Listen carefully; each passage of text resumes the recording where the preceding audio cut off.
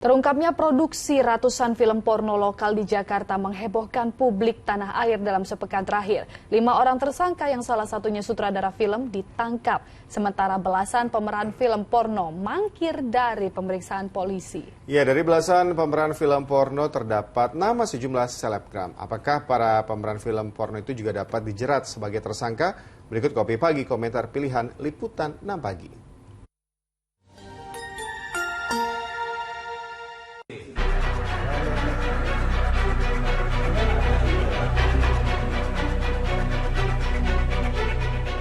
Pengungkapan kasus ini bermula dari ketika tim penyelidik gabungan melaksanakan kegiatan patroli cyber, dan di situ kemudian mendapatkan informasi terkait dengan pembuatan film-film yang kemudian bermuatan asusila yang kemudian diunggah di 3 laman website. Pemeran wanita di sini mulai dari artis, foto model maupun selebgram.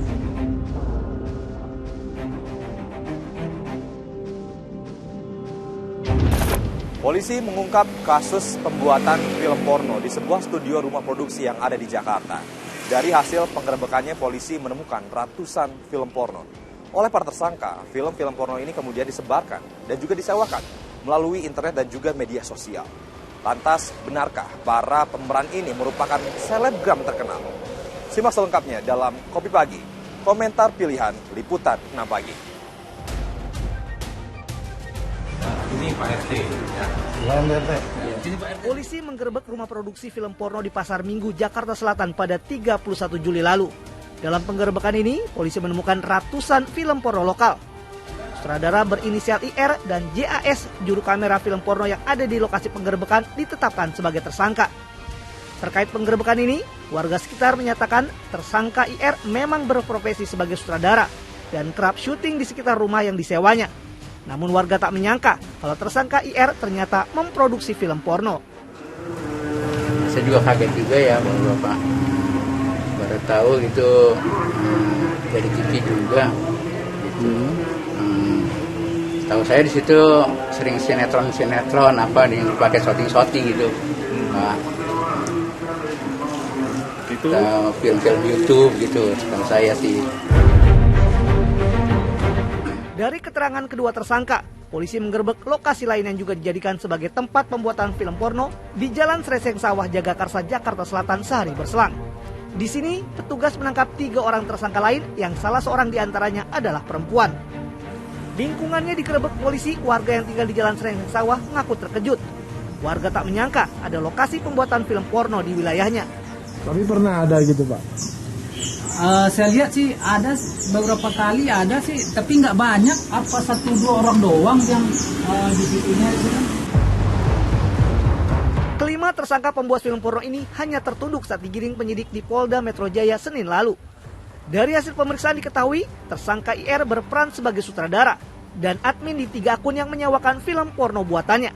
Tersangka JAAS, AIS, serta AT berperan sebagai juru kamera, editor, dan penata suara.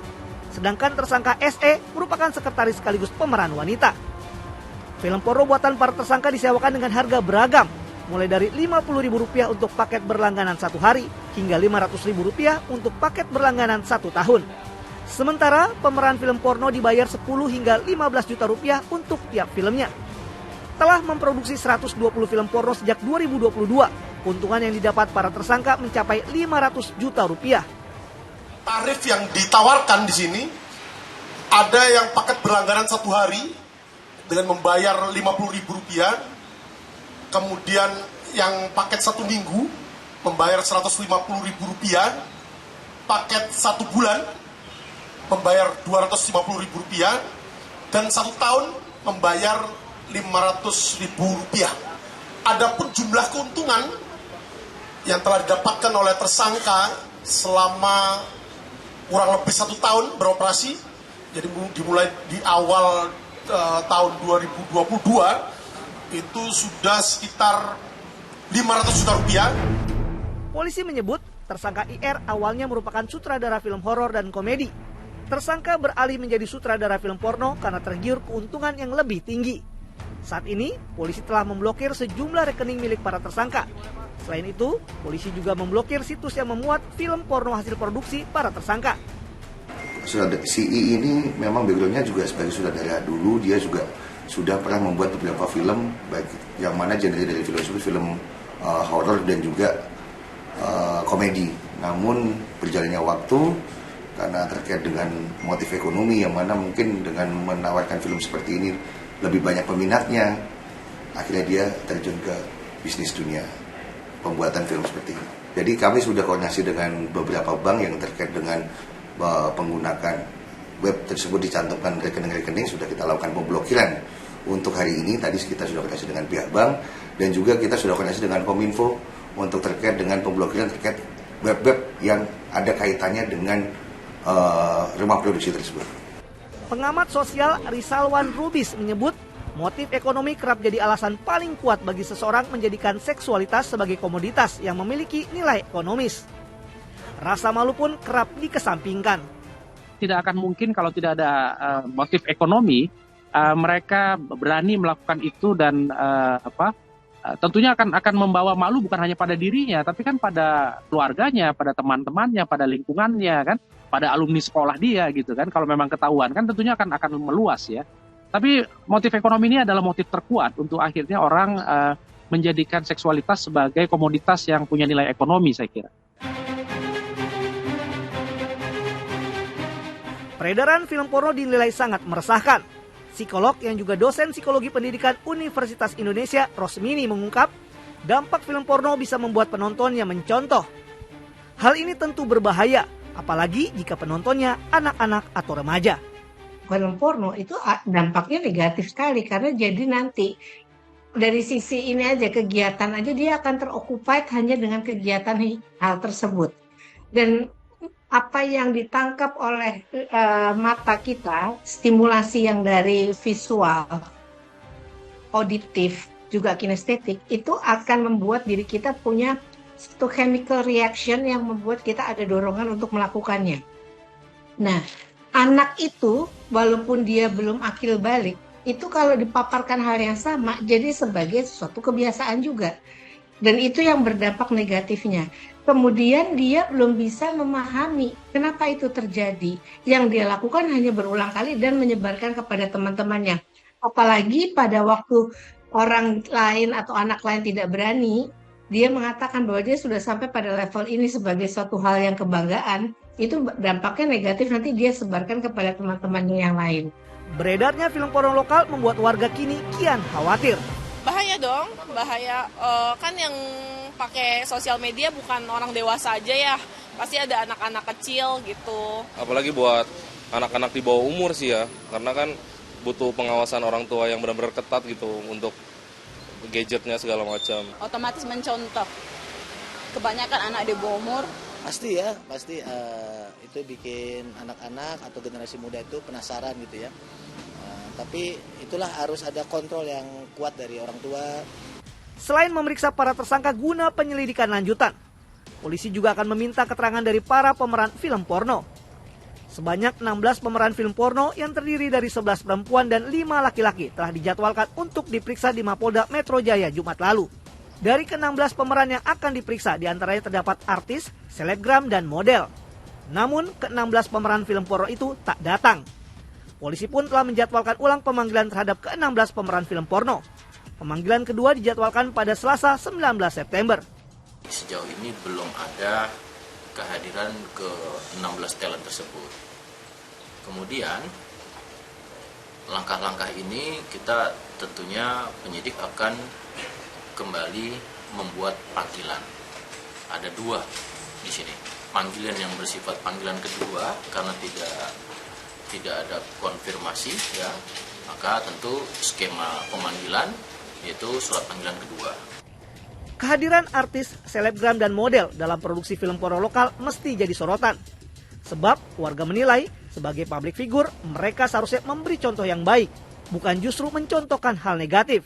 Dia punya banyak pengikut yang pastinya juga mungkin ada yang jadiin dia panutan segala macam, dan taunya dia membawa dampak buruk gitu buat pengikut-pengikutnya gitu. Pasti ke namanya ya, namanya influencer juga biasa kan suka ngedukasi atau misalkan dia tampil di Instagram sebagai public figure, itu kurang baik sih, nimbulin efek negatif banget pastinya. Iya dong, pastilah makin penasaran. Makanya untuk influencer kayaknya yang bener-bener aja lah. Menurut pakar hukum pidana Abdul Fikar Hajar, berdasarkan keterlibatannya dalam produksi film porno, para pemeran berpotensi menjadi tersangka. Jadi ada 3 sebenarnya. Definisi pelaku itu ada 3. Pelaku langsung, perbuatan, peserta atau orang-orang yang menyertai, ya apakah menyertainya karena hubungan kerja atau apa, tapi menyertai, dan orang yang membantu. Ya, artinya kejahatan itu selesai karena bantuannya. Umpamanya ada ahli internet atau ada ahli siber yang memang membantu penyebarannya umpamanya. Nah, itu juga kena. Nah, jadi tiga kualifikasi itu, pelaku langsung, peserta, dan pembantu itu kena semua. Sejumlah masyarakat menilai semua pihak yang terlibat secara sadar dalam produksi film porno memang semestinya mendapat hukuman. Kalau bisa sih semuanya sih ya. Karena kan ya terutama untuk yang membuatnya gitu istilahnya, dia udah tahu konsekuensinya bakal gimana. Terus buat yang pelakunya juga kan, dia juga pasti udah tahu lah konsekuensinya bakal begini. Jadi ya kalau bisa dihukum semuanya sih. Semuanya sih, wajib semua. Karena semua kan terlibat ya, terlibat. Dari penyebar videonya, yang bikin, segala macam terlibat. Mereka tahu kan direkam. Semuanya pasti harus kena ya, semuanya harus kena sanksi hukumnya gitu ya. Tapi bagaimana kalau begitu banyak yang beredar situs-situs porno ya, tapi kalau yang ada di sekitar kita ya semua harus kena sanksinya. Undang-undang pornografi kan biasanya udah mengatur itu semua gitu.